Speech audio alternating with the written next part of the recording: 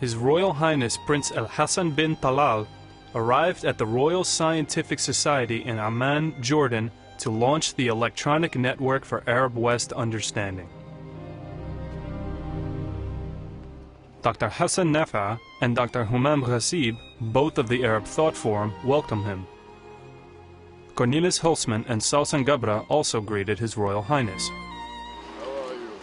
Some 100 people attended the launch, including ambassadors from Denmark, the Czech Republic, representatives from the embassies of the Netherlands, Sweden, Egypt, the European delegation, representatives from CIDT, Center for Arab West Understanding, members of the network of the Anna Lindh Foundation, Jordanian NGOs, media, and others. Dr. Hassan Nafa explained why His Royal Highness was ready to launch this network. Prince Hassan is very much keen to promote the networking between non-governmental organizations, especially those who are working in the field of promoting peace and understanding between people. And this center is one of those organizations. Following the opening by Dr. Hassan Nafa, Cornelis Hulsman was given the floor to explain the purpose of the Electronic Network for Arab West Understanding.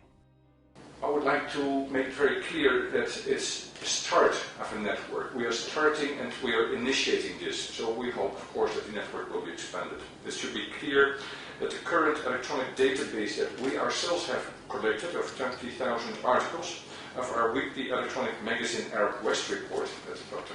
Hassan Nafa referred to, formed the initial starting point from which the electronic network project was built. We have a problem with media reporting, with much media reporting, I shouldn't say all, but a lot, selective, biased, and often inflammatory. And we have seen a number of tensions which were directly the consequence of poor media reporting. And I think that should be countered. And that is the work of our center in Cairo. It's our focus. Hulsman spoke about the many students who make use of our data. Most Western students of political science and media studies or other faculties with an interest in the Arab world neither cannot read Arabic or cannot read it well enough and want to have easier access to material from the Arab world. Working together on one and the same project that proves to be extremely effective for both Egyptian students and for Western students. We would like to see university staff at both Western and Arab universities use the ENAWU Forum to encourage their students to communicate with students from other cultures and countries, and to make it part of their curriculum.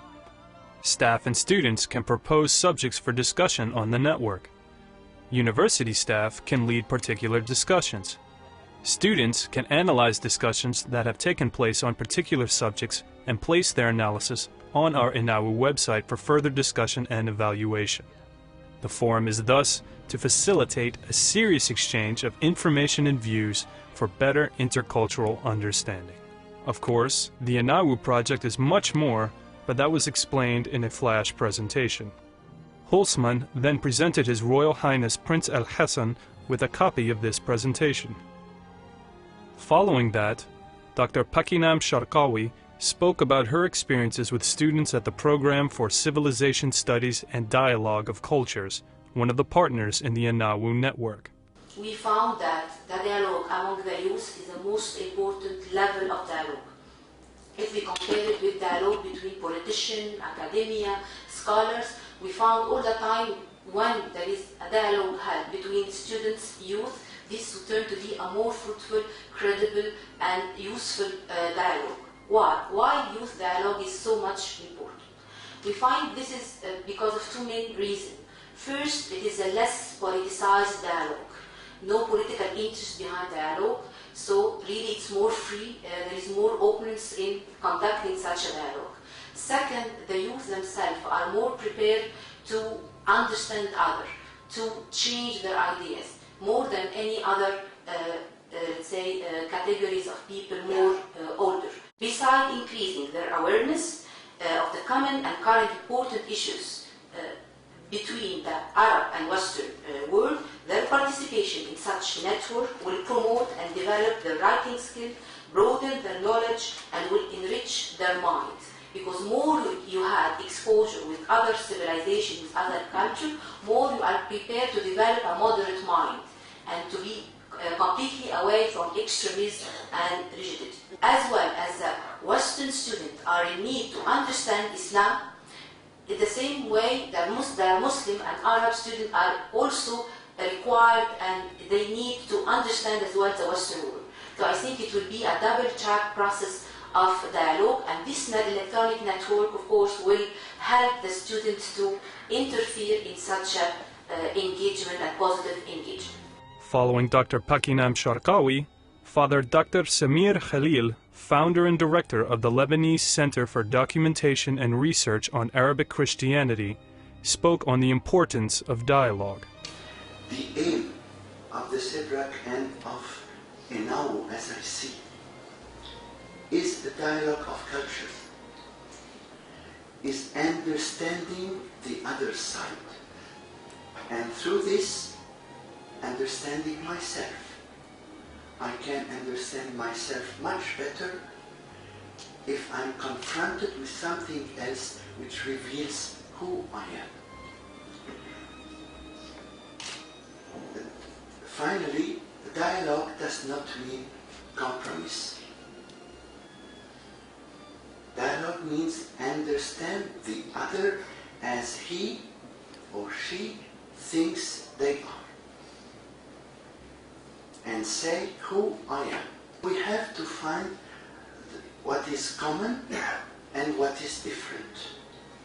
And now I move to how I see this practically through ENAWU work. You developed, Case and your group, something, you have now an archive of around 20,000 articles dealing with the relations between the Arab world and the West, Christianity and Islam. This could be expanded really to first all the Arab countries. It's mainly more based on Egyptian. It's normal. I'm myself Egyptian, and I'm happy to find this in the archive.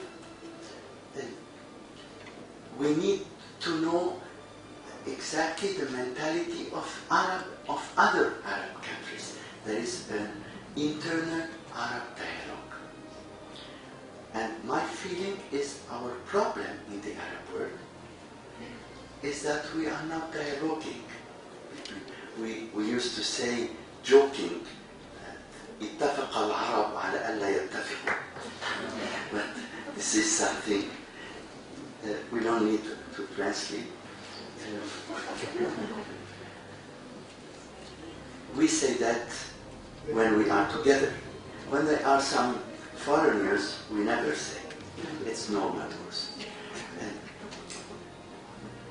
We need really to know what things Yemen, Emirat, Sudan, Maghreb, and so on. Really an Arab network. Another geographical extension could be if we have found funds and the Islamic world. It's also so important for us to know what is going on, what they think in Pakistan, India, Indonesia, all these countries which are much bigger than the Arab world if we see that from the Muslim side, in Nigeria, and so on. What the real situation of the Muslims in China, if we have information. This is one side. But as Dr. Sharqawi said wonderfully, there is